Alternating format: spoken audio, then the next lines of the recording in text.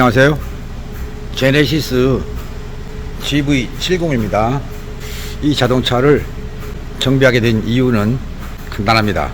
출고돼서 2만 킬로 정도 주행한 자동차입니다. 새 차죠. 그런데 뭘 정비할 것인가? 누누이 드리는 말씀이지만 새 차도 최성능을 내려면 3종 세트 또는 디젤 차는 2종 세트의 정비가 필요하다, 이런 말씀을 드렸는데,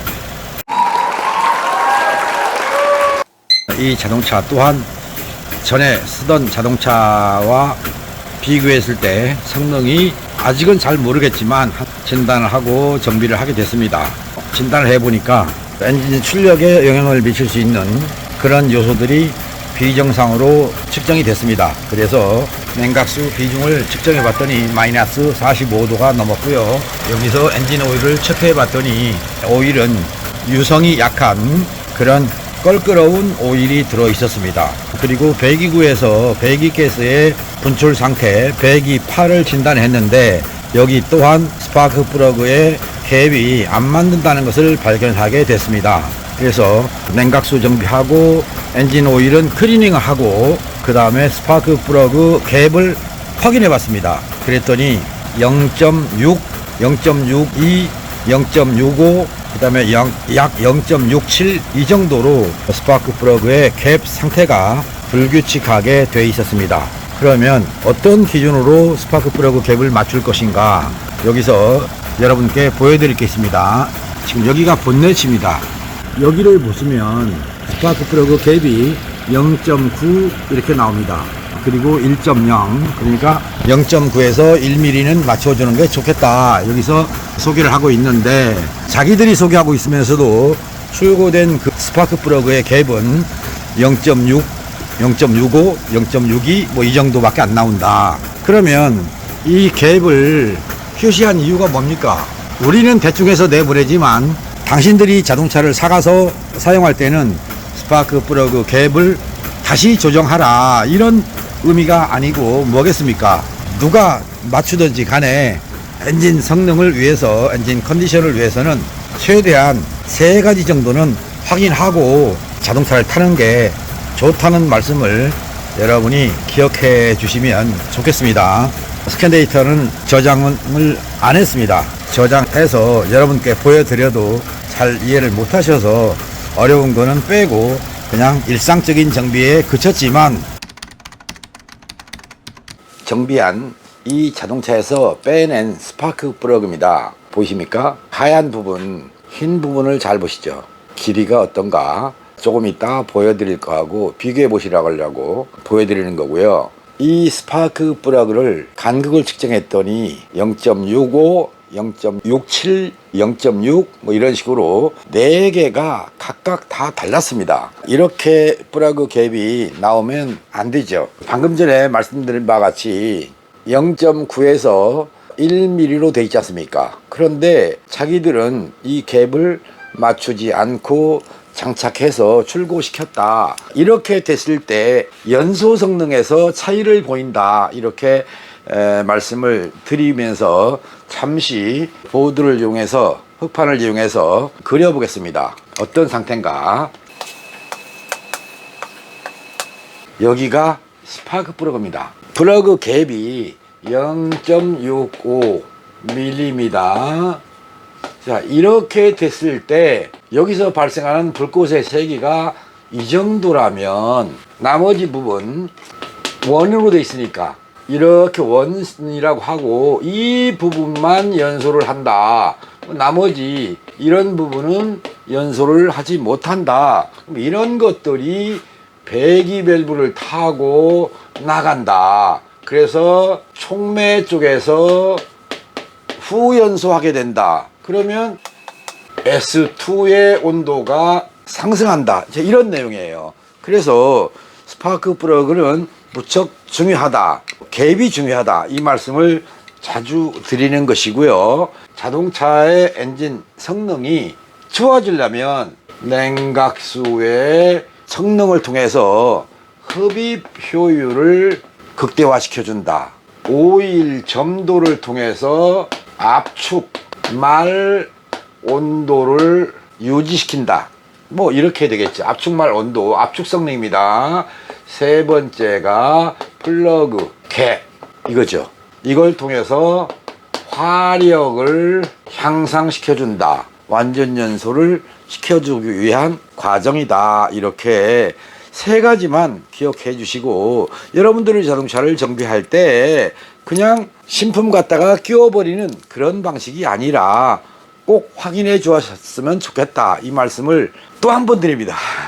오늘 이 자동차에 장착한 스파크 플러그를 한번 보여드리겠습니다. 이거는 보쉬에서 나온 겁니다. 물론 이 자동차용은 아닙니다. 그런데 어떻게 되어 있는가? 자, 플러그를 비교해 보겠습니다. 어때요? 다르죠? 흰 부분, 속에 있는 애자 부분이죠. 애자 부분의 길이가 높죠. 냉각이 잘 되는 구조란 얘기입니다. 이게 플러그 전극을 보면 이렇게 돼 있죠. 중심 전극에 그려보죠. 중심 전극이 있고 여기에 세 개의 극이 있지 않습니까? 세 개의 극이 있다. 그러면 불꽃이 세 군데에서 발생하느냐? 아닙니다. 한 군데입니다. 보시기에 A, B, C라고 했을 때 A와 중심, 제로, 가운데를 0이라고 하고 0이라고 하고, A와 중심 전극과의 거리, 여기와 거리, 이쪽 거리 어디가 어딘지 모르시겠죠. 전기는 간극을 맞춰 놓으면 지가 알아서 가까운 곳으로 먼저 갑니다. 그래서 먼저 가다 보면 여기가 가령 이쪽에서 불꽃이 발생했다 했을 경우에 스파크 플러그를 오래 사용하게 되면 자, 이렇게 생겼죠. 이것이 어떻게 바뀌냐, 이렇게 바뀝니다. 어때요? 톱니처럼 마모되어 있죠. 여기는 라운드, 아주 예쁘게 라운드가 되어 있고 여기는 톱니가 됩니다. 그래서 나중에 여기가 톱니처럼 바뀌어서 멀어지면 또 그 중에 가까운 곳으로 불꽃이 간다.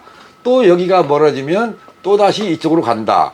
그러다가 보면 또 가까운 곳 찾아서 스파크 플러그 불꽃은 이동한다. 그런데 이런 경우에 갭을 맞추는 도구가 다르죠. 어떻게 생긴 갭 게이지를 활용해야 하는가 보이십니까? 자, 이거 보시죠. 이거 제 손바닥으로 보이죠? 철사처럼 생겼습니다. 그런데 게이지가 다 다릅니다. 두께가 다 표시되어 있습니다. 이 게이지는 인치로 되어 있습니다. 그러니까 이 규격을 보고 미리로 환산할 줄 알아야 되겠죠. 여기서 잘 보십시오. 이렇게 꽂아보는 겁니다. 그래서 간극을 맞춰간다. 이렇게 세 군데를 맞춰서 끼운다.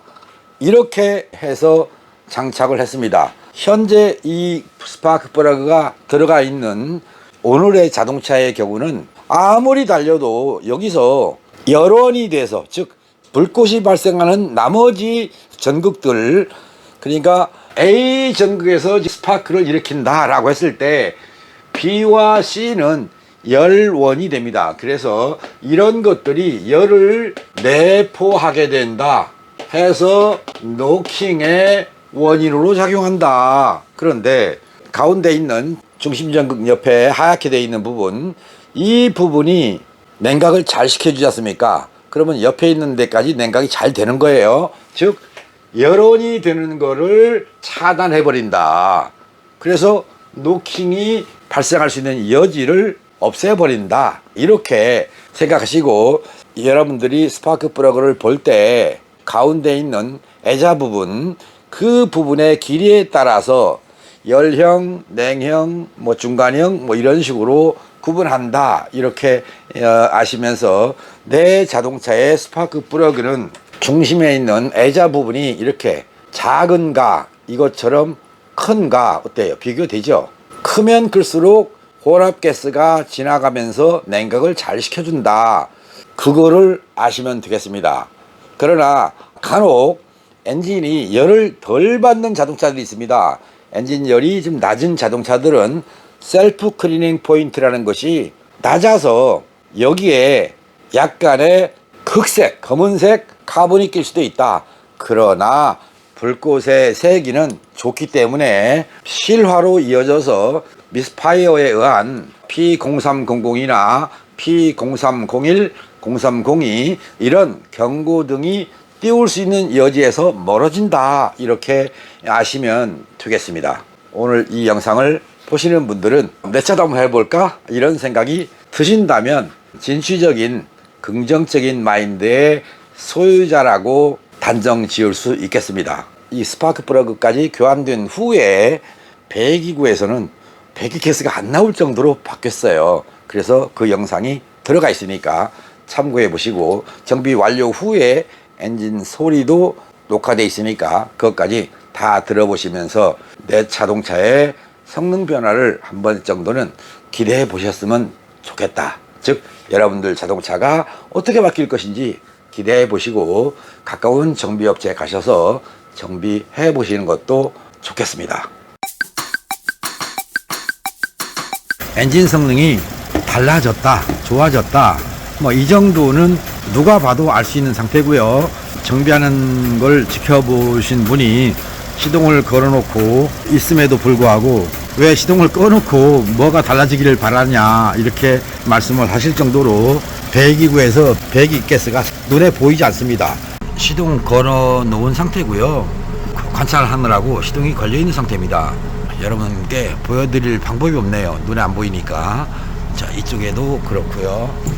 또다시 이쪽에 있는 이곳에서 배기가스가 나오면 지금 정면으로 카메라를 댔기 때문에 카메라에서 뿌옇게 성에가 끼는 모습을 볼 수 있어야 되는데 전혀 배기가스가 안 나옵니다.